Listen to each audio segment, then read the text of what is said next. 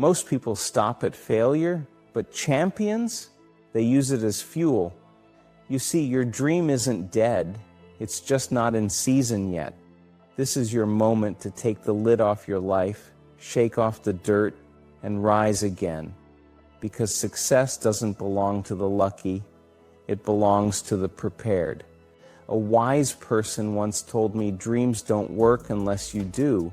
We try so hard in our lives to fit in. We try to fit into certain groups, certain frats, certain sororities, among certain friends. Yet the people we idolize the most are the ones that stand out. But when you're prepared, there is no fear. There is no fear of failure, because even if you've walked out of something and you feel like you failed at it, your preparation is so strong that you're going to take that failure and turn it into the outcome you desire.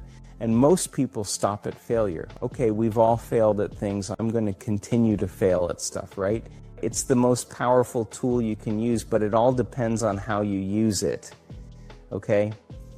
What would your future be like if you decided to want that which you desire so strongly that it prepares you past your fears? That you experience the fear, as the one book says, feel the fear and do it anyway. Life is 10% what happens to you, is 90% what you do about it. No matter who you are, no matter where you are in life, you can take the lid off of your jaw. And if you're wondering if you still have the lid on in your life, here are some clues that's going to let you know that the lid is still on. If you're not excited about waking up in the morning, if you're sitting around bored out of your mind, if you got time to do everything anybody asks you to do, you probably got the lid on. If when you tell your dreams to all your friends, it makes sense to them, you got your lid on, man. Your dreams should not make sense to everybody. You got to say something that make people go, how are you going to do that? That's when you got the lid off. And if I were you, I'd do that. I'd take the lid off. Makes sense to me, daughter. They're always going to get ready to get set to get going. What we've got to do is boom, just like that. Move into action. Every time you remember your dream, you're removing some dirt. You're digging it back out.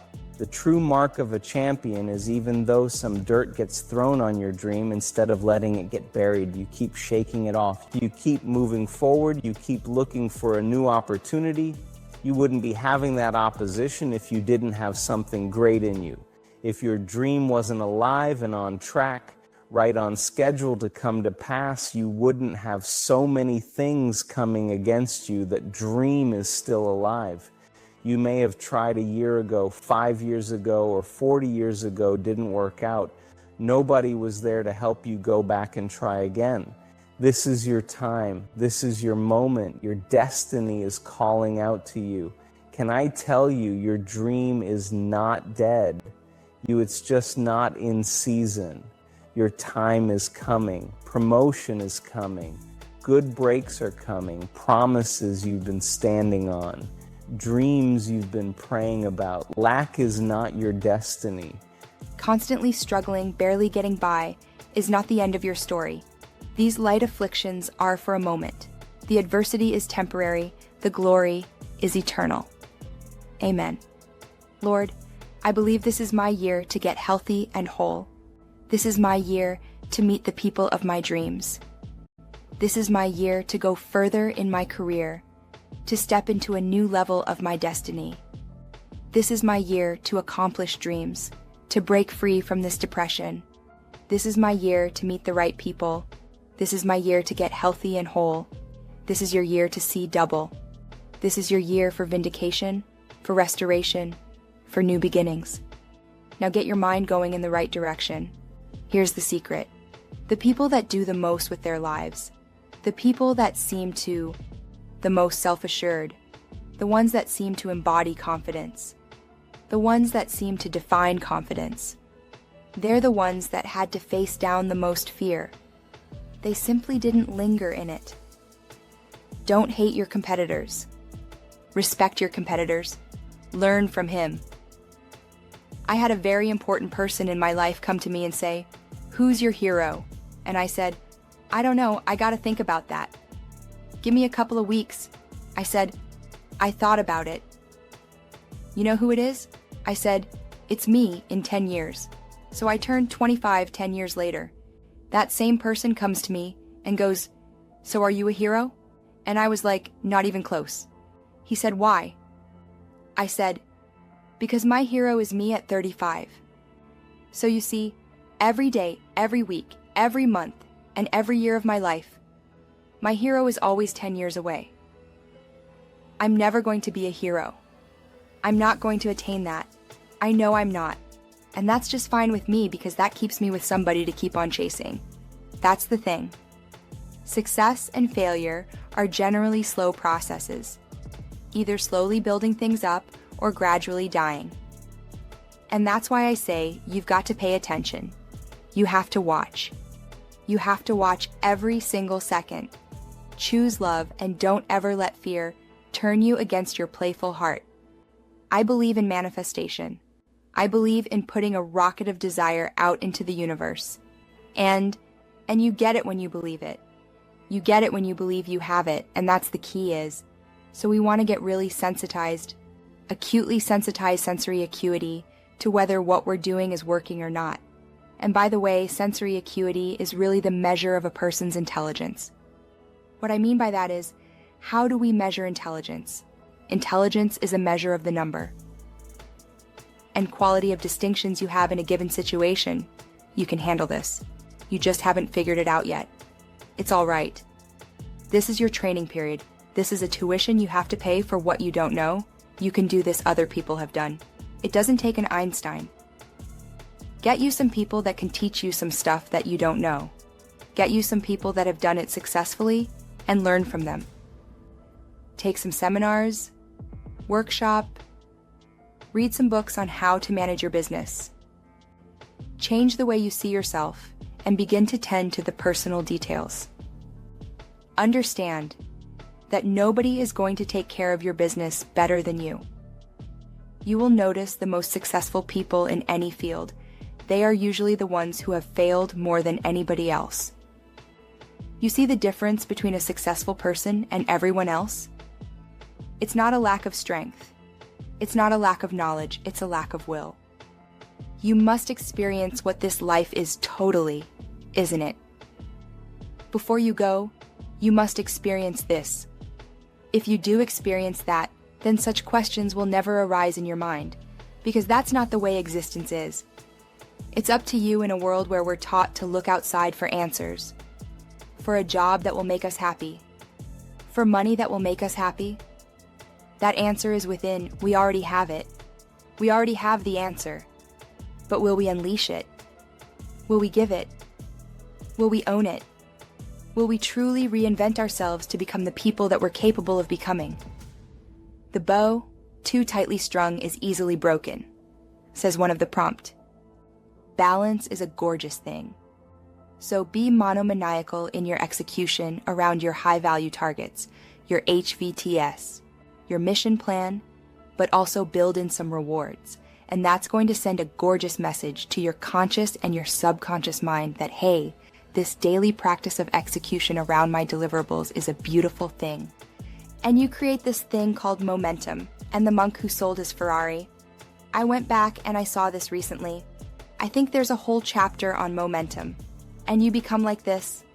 I love skiing. You start off small, but as you go down the slope, you pick up momentum. A lot of people say, "Robin, where do I start? I want to start a new business. I want to become a better artist. I want to find the love of my life. I want to be a world-class creative. I want to multiply my financial life. Where do I start?" You just start. You just start. There's great power in the start. And when you start, life starts supporting you. Well, God wants us all to be courageous because He knows we'll face times in life and situations and circumstances that it takes more than just the desire. It takes courage. Many people operate on the basis of fear, on the basis of what other people think we as believers should operate on the basis of courage. Courage to say no when we ought to say no. Courage to say yes when we should say yes. So what kind of courage do you have? Is your sort of floating between depending on the situation? Or do you know the difference between right and wrong for your life? And you've made up your mind. You are responsible for your life. And if you're sitting around waiting on somebody to save you, to fix you, to even help you, you are wasting your time, because only you have the power to take responsibility, to move your life forward. Nobody is going to cry for you. They have their own tears. One thing I'm positive about is how ROI negative complaining is, and how much I'm trying to suffocate the practice of it. I really have been fascinated by people that have changed their mindset into understanding that everything that is not going well right now is their fault. It has been remarkably important to me. In understanding that everything that I'm not happy about is on me. It's a remarkably interesting brain twist. The amount of energy spent on things that you can't control versus being accountable to what you can control has been a huge separator for me in the last 4 or 5 years as I've dug deep. I always tell people the most valuable lesson I got from my mentor, Jim Rohn, was I asked my father, worked 2 jobs. We were always broke. We had no money for food, and we lived in a community we moved to, which was, I thought they were all rich, and we were on the other side of the tracks. It was lower middle class, but compared to where we lived before, these people seem rich compared to us. And I just didn't understand it. And Jim said to me, Tony, it's not about the value of your soul. It's about the value of you in the marketplace, and your father's skills are not that valuable. Someone said we have 2 primary choices in life. We can either accept conditions as they exist, or we can take the responsibility to change them. See, a lot of people want to exempt themselves from taking responsibility. All they want to do is talk about the problem. Every time you see them, they'll tell you their story over and over and over and over again. No one's going to do anything for you. Couple rules of being a real leader. You need to take responsibility for your own life. Bring an energy to your team, leading and recruiting, leading in leadership, leading in growth. Nobody owes you anything, but you owe other people everything. That's what a leader does. You take responsibility. You know exactly right now what you're not doing. It would be criminal of you to leave here and say, I don't know what to do. You know exactly what you're afraid of. You know exactly what you've been avoiding, and you've got to make a decision to change it. You know exactly what it is. Don't BS anybody. You know what you need to do different. You know the changes you need to make. That's it. And if you can do that, you stop kidding yourself. You can win. You can overcome your fear, overcome procrastination, whatever that is. I say to people, you've got to participate in your own rescue. You've got to retool yourself. There are no skill sets in community colleges today, for the most part, that are going to prepare you for the economy or a job that's there. So what is that going to do? You're just going to waste more money, more time. We need to retool ourselves. The government's not going to do it for you. And even when you're struggling, even when you're discouraged and you feel like other people have given up on you, don't ever give up on yourself. Right now, between me and the person I want to be, between you and the person you want to be, there is a gap of skill set. And that's it. But once you know your mission, and once you believe that you can accomplish anything you set your mind to, then you can do the extraordinary. Now, for me, getting out of that space of being lost, of not knowing what I wanted to do with my life, it all came down to needing to earn credibility with myself in very small, incremental ways. And I knew if I was going to accomplish anything in my life, I was going to have to get control of my mind. Now, ironically, there's 2 ways to get control of your mind. Way number 1 is directly going to the mind, which can be very scary, can be very daunting, very ethereal. It's ephemeral, it's hard to grab onto, it's hard to touch. But way number 2 is through the body. And so I decided that my Kung Fu was going to be to get very good at developing my body. And in that process, I was going to learn about nutrition, which would allow me to help my mom and my sister in that process. I was going to earn credibility with myself, and earning credibility with yourself is so important. Do it in micro ways. For me, just showing up to the gym every day was a micro victory. I said I was going to do it, and I did it. Now you have to understand, I hate working out.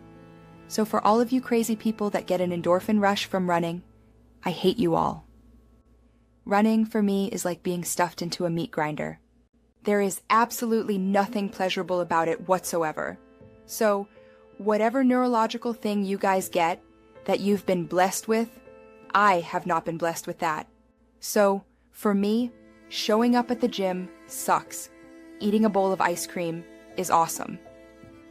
And so, getting to a better place for me was a totally different journey. Thank you. And what that was, it was just showing up every day and putting in the work. It was reading about human metabolism and understanding how what I eat impacts my body.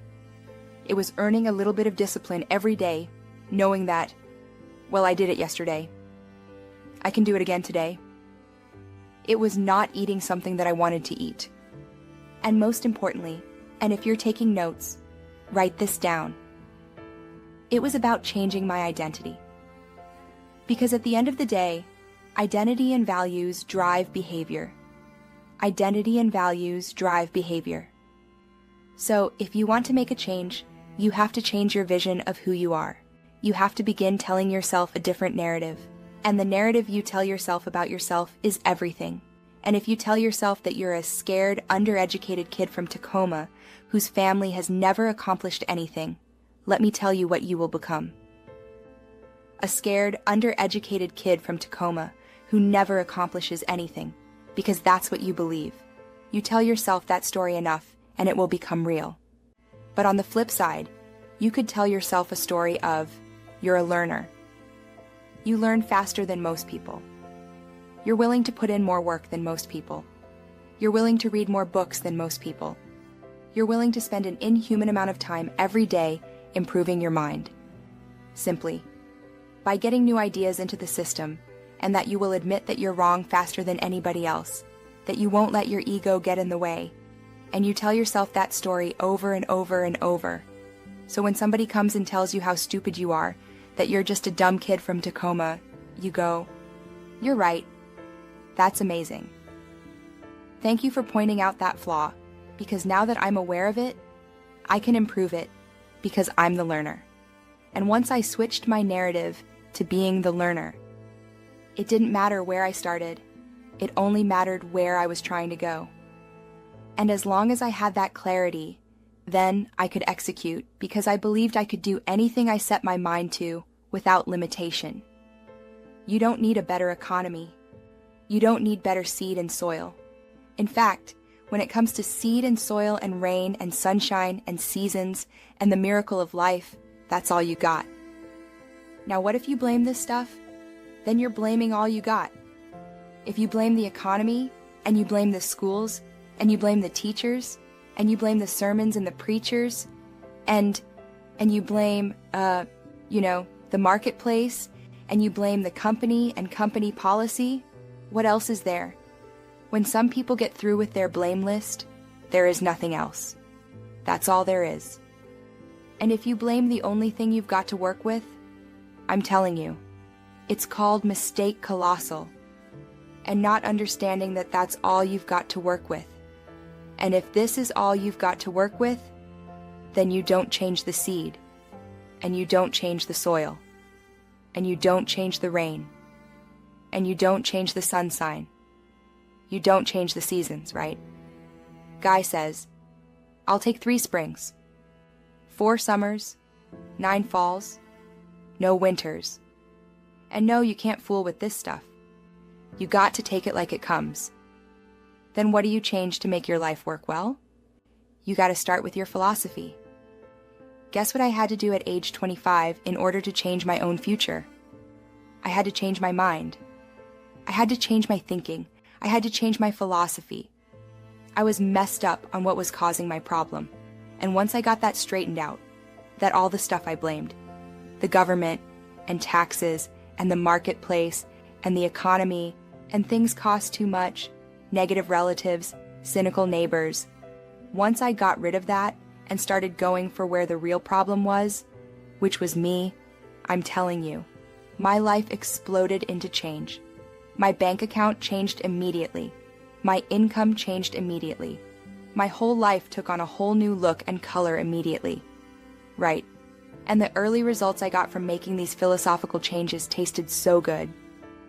I've never stopped the process from that day until today.